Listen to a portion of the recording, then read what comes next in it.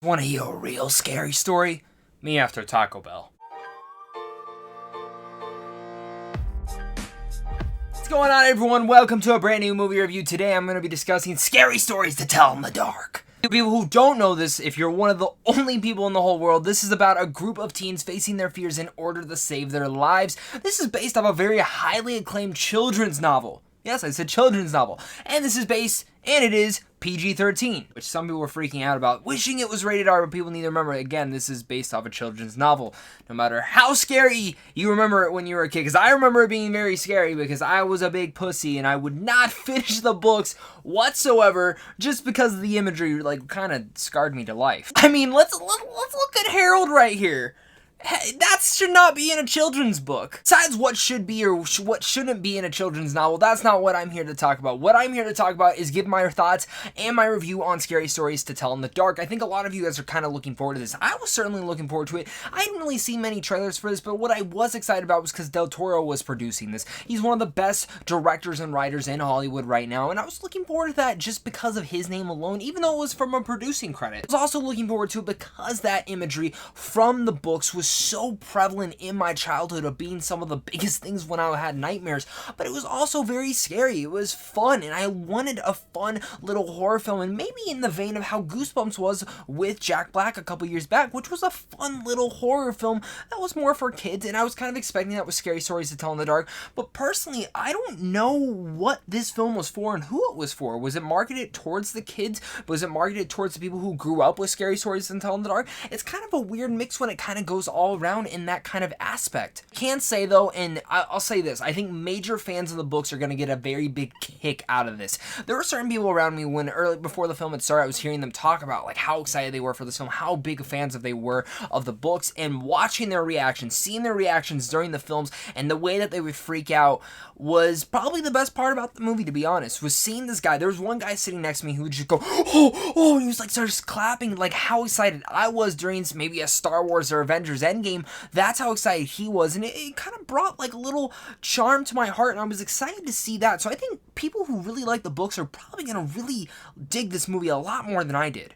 Saying that, I gotta say this, I didn't really like this movie at all. I found it to be pretty bland, in fact, and I was quite bored throughout it. And when it comes to horror films, I'm a little bit more picky with them, because I think horror films, it's a very oversaturated market. There's so many horror films, and with this film kind of just felt like they were playing off nostalgia. Felt like someone at a board meeting was, hey, what's a big thing that maybe from the 90s or the 80s people were big fans of that we could get into? Well, my child's actually reading this book that I used to read when I was a child, Scary Stories in the Tell in the Dark.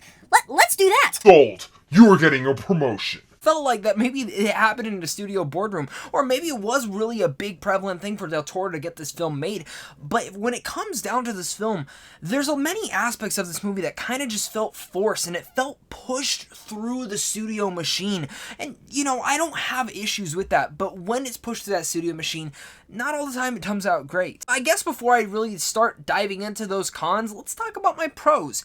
The cast, it's fine. Actors and actresses in here do as much as they can with the material they were given, but really the big standout of this is the creatures from the books. I mean, that is hands down the biggest thing. While I wish they kind of went more practical effects with certain elements of them, I thought it was really unique, and I really liked when they were on screen. When they were on screen. That's probably the big key word here. But when they were on screen, it was intense. Not all the moments. Some were a little bit of a letdown. Like the red dot, personally, for me, was kind of a letdown and really not that scary at all. Like, they could have done a lot more with that. But when it came to, say, the Pale Lady, I thought the way that they filmed that was excellent. Everything with Harold was a little bit creepy, too, and kind of got you in the vibe of what was going on.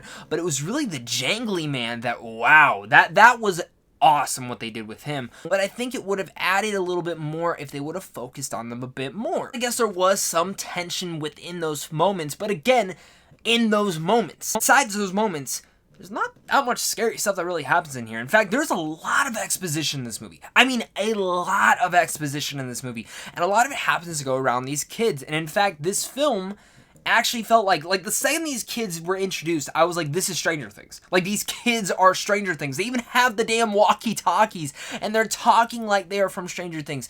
And it just felt like they were categorizing and jumping onto that. While Stranger Things also does nostalgia stuff, this felt like it was also doing nostalgic stuff within that time period. It just really bothered me where Stranger Things doesn't rely on that personally for me. This film felt like it was relying on that nostalgia aspect, and for aspects for me, if I was a big fan of that novel, to really gravitate to this. Again, there wasn't enough scares. There wasn't enough horror moments to it. In fact, these creatures, I timed a couple of them. They were really, this is an hour and 51-minute movie.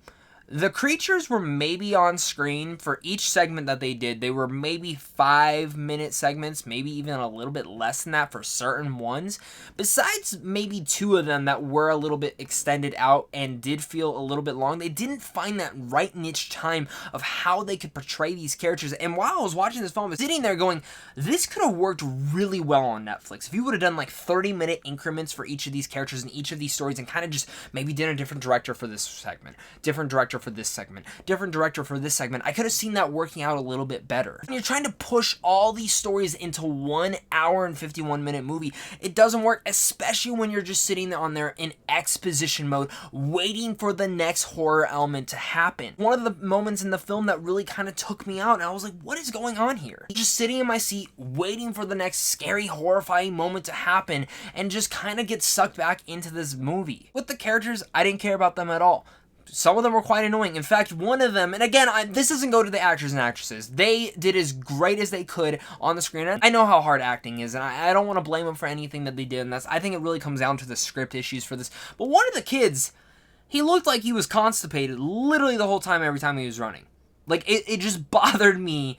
Like, I was like, what are you doing, kid? And it actually came down to the ending of the movie. The second the movie ended, I rolled my eyes. I rolled my eyes to the biggest moan and groan I could possibly let out within the theater. To give you guys my final thoughts, make sure to hit that like and subscribe button if you guys are enjoying this review. I do tons of early movie reviews like this on a daily basis, plus I provide you guys with a bunch of other geeky content, so make sure to slap that like and subscribe button, and also a big shout out to all my Patreon supporters, because without them, I wouldn't be able to make these videos, so thank you to them. Go check out all their links down below as well, and of course, guys, if you guys want to head over to Sandwich on Films, that's how you guys can actually get into movies early. You guys ask me all the time, that's how you can see them. Stories to Tell in the Dark meme was a disappointment. With Del Toro's name producing this, with in fact having this aspect of taking on this book that used to scare me when I was a kid, to the point where I could not even read it. I'm talking about this, who the f puts this in a children's book? Wild, and I'm amazed that the film could not contain and bring that same energy that the books have. They're short stories, but I think you could have contained it in a different type of way.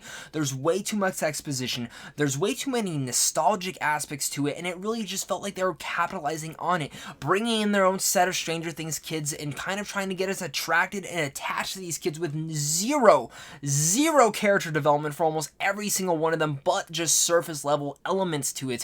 It kind of sucks just sitting here talking about this film. I wanted to come out and rave about this movie and say that this is a fun little horror film that I think will be fun for families and maybe even teens, but it kind of just lies in that weird thing. You can't show kids this, you definitely can't show maybe some younger teenagers this, but it's just not overall that scary. There is some cool imagery, the monsters inside of here are nice, and there are some tense moments overall. Could not keep the pacing going.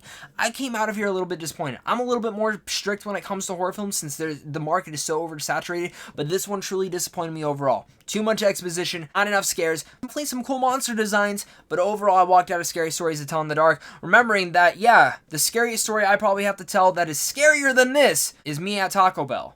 With all that said, I'm going to give Scary Stories to Tell in the Dark, sadly, a D+. I know what your guys' thoughts are on this film. Are you guys excited for it? Are you not? I'm so sorry if I ruined your guys' thoughts on this, but let me know, guys, what your guys' thoughts are, of course, and also comment down below and let me know what your favorite scary story was from the novel, or maybe even the movie if you guys have already seen the movie. I'm so excited to talk with you guys about this. Make sure to hit that like and subscribe button if you guys are new here. I do tons of early movie reviews like this. Go over to Sandwich on Films, and of course, guys, make sure to check out that Patreon down below if you guys want to help support me down there. I do tons of other extra geeky content over there, and of course, it's all for you guys. Guys, of course, until next time, stay classy.